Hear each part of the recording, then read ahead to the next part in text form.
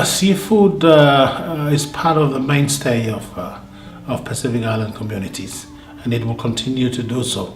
So I think it's incumbent on all of us that are in the industry to make sure that there is enough, and not only for current generations to enjoy, but also for future generations to enjoy the same benefits that we currently enjoy.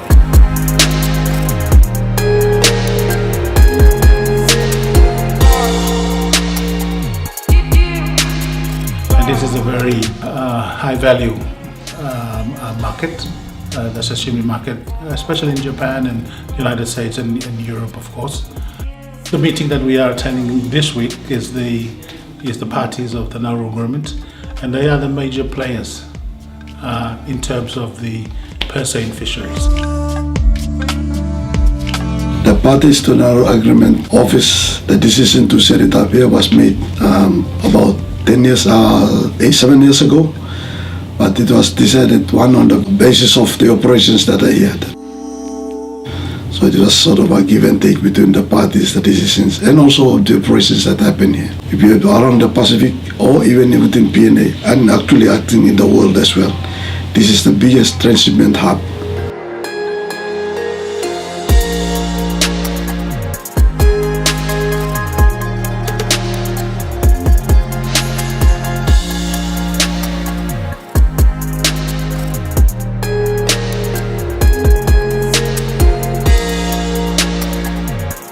Coastal fisheries provides food security for 90% of the Pacific population.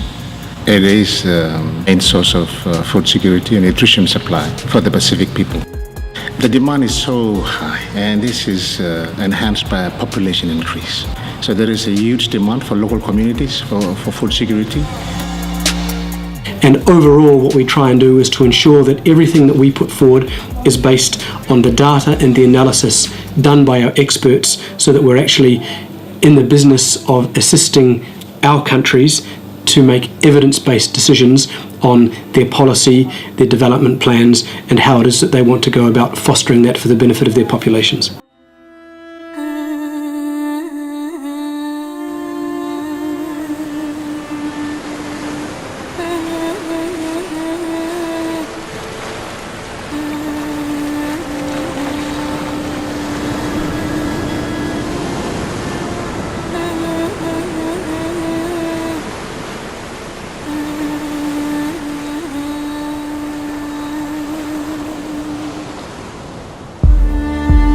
Well, the seafood industry has been growing and will continue to grow over the next few years or the foreseeable future. And this is largely a function of the fact that as our FFA member states gain more control over their fishing activities in their zones and achieve more of the benefits that they're seeking, most of them are looking at trying to increase the level of processing within their islands, as well as to increase the level of their engagement on the fishing side of the tuna industry. This is an industry where 60% or more of or more than 50% of the global supply of tuna comes from the waters of the FFA member countries, and they want to participate in that industry, to own it in all aspects of that industry. So I expect to see quite a significant increase in processing, fishing, and other value-added activities within the Pacific Island. We're making a lot of effort of getting involvement of the local industry within the Pacific. We found that sometimes difficult. On the fishing side, there's a lot of cooperation. However, on the processing side especially, there's been a lot of disappointing experiences when it comes to placing a lot of big orders that we have in, for example, Papua New Guinea, where the reception by the local processing industry has been rather, I would say, lukewarm. Basically, it has been phenomenal in a way. About 7 years ago or 5 years ago, the total amount of money collective, inclusive in all these 8 countries, was only about $60 million. That's a total amount per year these whole countries were earning collectively. Today it's almost 500 million.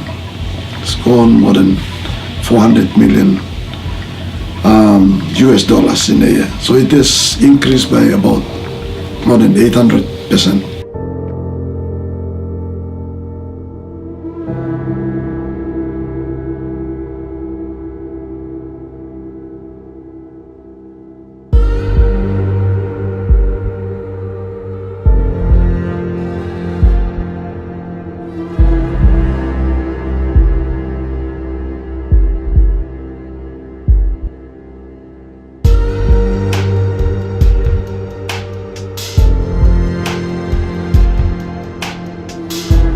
As a regional fisheries management organization for tuna responsible for the Western and Central Pacific organization, we are trusted by our convention to put in place management measures that ensure the long-term sustainability of those tuna stocks. As you know, about 50% of the global tuna cannery material for the canneries provided from the Western and Central Pacific Oceans. And then of course you have the longline fisheries, which target the sashimi market, and this is a very value market, the sashimi market, especially in Japan and the United States and Europe, of course. We have enough supply in this country for fish. We have the grouper, snapper, sea bass, like we have the in Solomon Islands. We have the mud crab, coconut crab, but the prawns we don't have. We just get from outside. We have seashells, but we don't use much in this restaurant. But I see that the local people they have enough supply of seashells.